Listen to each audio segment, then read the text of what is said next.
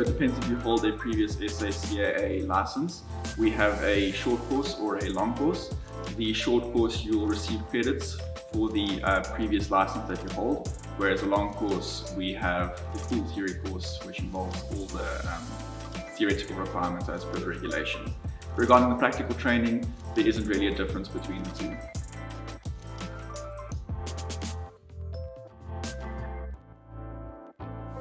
The theory course takes 6 days, Monday to Saturday, and you will do all your exams, and once you've passed your exams, you move on to the practical training, and we'll train you until you're ready for the DFE skills test.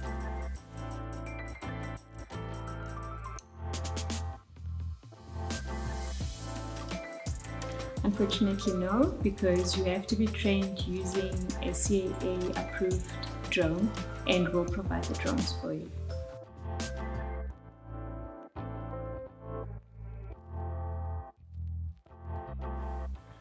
So you cannot operate commercially with just a RPL.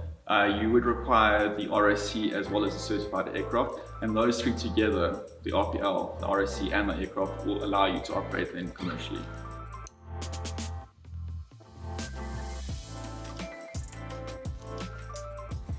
So the best guidance on where to fly your drone would be on the CAA website, and the information for the industry remotely piloted aircraft. And in there you'll find flying over private property is probably the safest, where you've got landowner permission. Always maintain visual line of sight. And so basically not above the highest obstacle in the area would be a good guideline. Not over people, animals, or close to buildings, and definitely not over roads, or also not close to airfields within 10 kilometers, so stay away from airfield.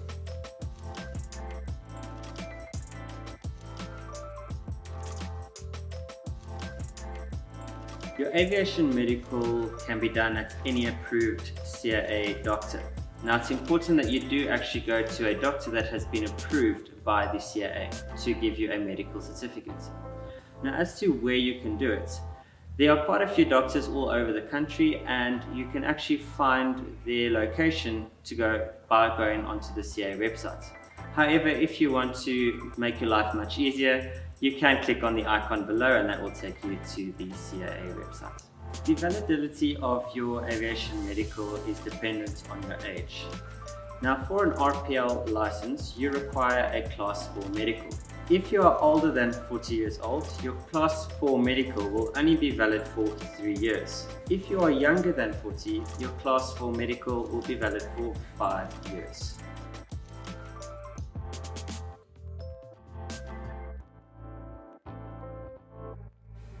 A restricted radio license is a license that you require to be able to broadcast on frequency. Now, it is also one of the requirements for you before you can do your skills test for your RPL license.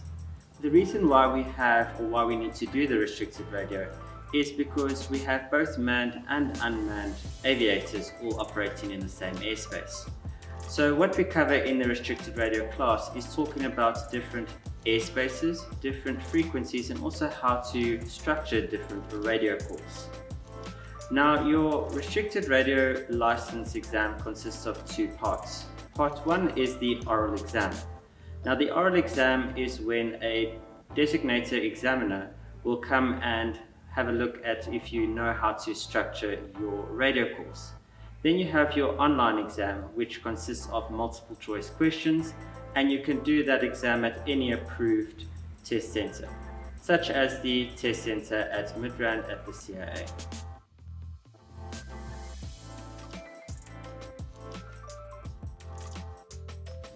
If you do not study for the online radio exam, it probably would be quite difficult. If you use all the tools that we give you in class, you can pass the radio exam.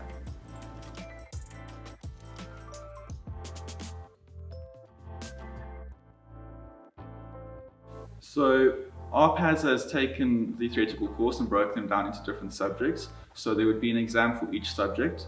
With the long course, there would be 7 exams if you're doing the single rating. With an additional rating or the dual category, you'll have 1 more exam. Versus the short course, we've got 4 exams for the single rating and then 5 exams for the dual course. with a pass mark of 75% for all those exams.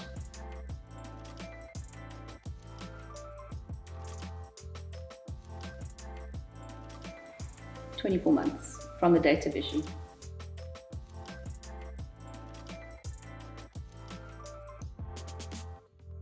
So the short answer to that question is no. However, foreign regulators may validate the South African RPL if they do not have current regulations governing the RPL license.